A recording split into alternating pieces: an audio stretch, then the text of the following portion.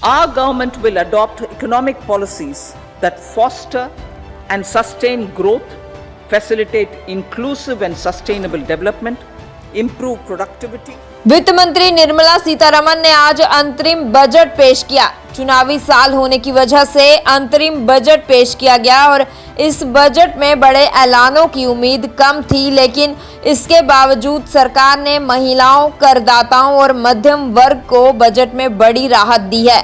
Budget में जम्मू कश्मीर को 37,277.74 करोड़ रुपए आवंटित किए गए हैं। बजट को लेकर जम्मू कश्मीर के राजनीतिक दलों की भी प्रतिक्रिया सामने आई है। भारतीय जनता पार्टी ने इस बजट को जनता के हितों में बताया है। भाजपा नेता और जम्मू कश्मीर के पूर्व उप मुख्यमंत्री कविंद्र गुप्ता ने कहा कि बजट में महिला, किसान और युवाओं को ध्यान में रखकर बनाया गया है और बजट देश के प्रगति और विकास को गति देने वाला है। डेवलपमेंट के लिए एक बहुत ही बढ़िया ये जो बजट सिद्ध होने वाला है। पहले भी भारतीय जनता पार्टी की सरकारों द्वारा जो भी सरकारी स्कीम्स रखी गई, गरीब कल्याण के लिए रखी गई, समाज के उत्थान के लिए रखी गई, महिला सशक्तिकरण के लिए रखी गई और जो लोग बेघर हैं उनके लिए रखी गई। तो आने वाले समय में भी जिस प्रकार से इस बजट में बहुत सारी राशि भी बढ़ाई गई है, तो मुझे लगता है कि किसानों को फोकस करके, युवा को फोकस करके, महिलाओं को फोकस करके और गरीबी रेखा से नीचे जो लोग हैं उनको ध्यान में रखते हुए इस बजट का पेश किया गया है। सर, क्या लगता है जो आगे बजट आएगा वो आम लोगों के लिए होगा? देखिए, बिल्कुल भारतीय जनता पार्टी की जो आर्थिक नीति है वो पंडित प्रेमनाथ डोगरा ये जो भारतीय जनता पार्टी आर्थिक नीति है, पंडित दीनदयाल उपाध्याय जी जो जिनकी आर्थिक नीति है और उसमें विशेष करके कतार में खड़ा आखिरी व्यक्ति उसको मद्देनज़र रखा जाता है। तो आज तक सरकार की जो स्कीम्स बनी है, मकान देने की, शौचालय देने की, लोगों की जो आम ज़रूरतें हैं उसको किस प्रकार से पूरा करें। और इसके अलावा ये तो छोटे काम है, उसके बाद जो रक्षा का क्षेत्र हो, यहाँ पर डेवलपमेंट का क्षेत्र हो, इंफ्रास्ट्रक्चर का क्षेत्र हो, सभी क्षेत्रों को मद्देनज़र रख के आगे ये देश को गति देने वाला बजट हो।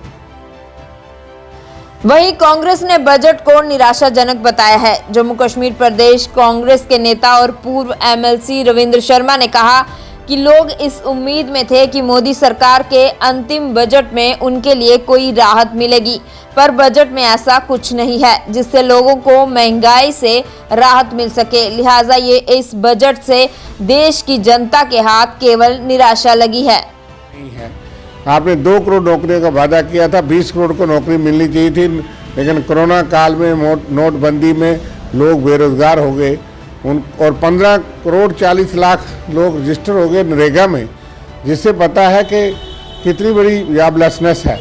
इसी तरह से आम आदमी के लिए कोई राहत नहीं है। सैलरीड क्लास जो सबसे ज़्यादा पिष्ट है उसको इनको टैक्स में कोई छूट नहीं मिली। और मैं आपको बताऊं कि 50% आबादी देश की, उसके पास सिर्फ 3% संपत्ति है, धन दौलत है, और 1% लोगों के पास 40% धन दौलत है। इस देश के संसाधन है सारे, इसलिए उन 50% की और गरीब मजदूर की बात नहीं। और सिर्फ 80 करोड़ को 5 रुपये 3 रुपये किलो राशन के हिसाब से 15 रुपये का राशन दे करके कहा जाता है कि हम बहुत बड़ी राहत दे रहे हैं, और फ्री राशन दे करके वो एक बड़ी राहत नहीं है। महंगाई चरम सीमा पे है, बेरोजगारी चरम सीमा पे है, जिसमें कोई डायरेक्शन नज़र नहीं आती। और जीडीपी ग्रोथ जो बताई जाती है मनमोहन सिंह गवर्नमेंट के दौरान एवरेज 6.9% रही थी। इनके अपने तरीकाकार जो मापने के आंकड़े हैं उनके मुताबिक 5.8% एवरेज ग्रोथ आती है। हालांकि इनके अपने एमपी और वरिष्ठ नेता या अर्थशास्त्री है सुब्रमण्यम स्वामी, उन्होंने भी कहा है कि आंकड़े अगर सही से आपा जाए 4% रहती है। तो इसलिए ये आंकड़े बताते हैं 2047 के, बुलेट ट्रेन के, काला धन वापस लाने के, सफ़ेद धन लेकर के लूट के लोग विदेशों में चले गए, उसको तो 10 साल में लाए नहीं।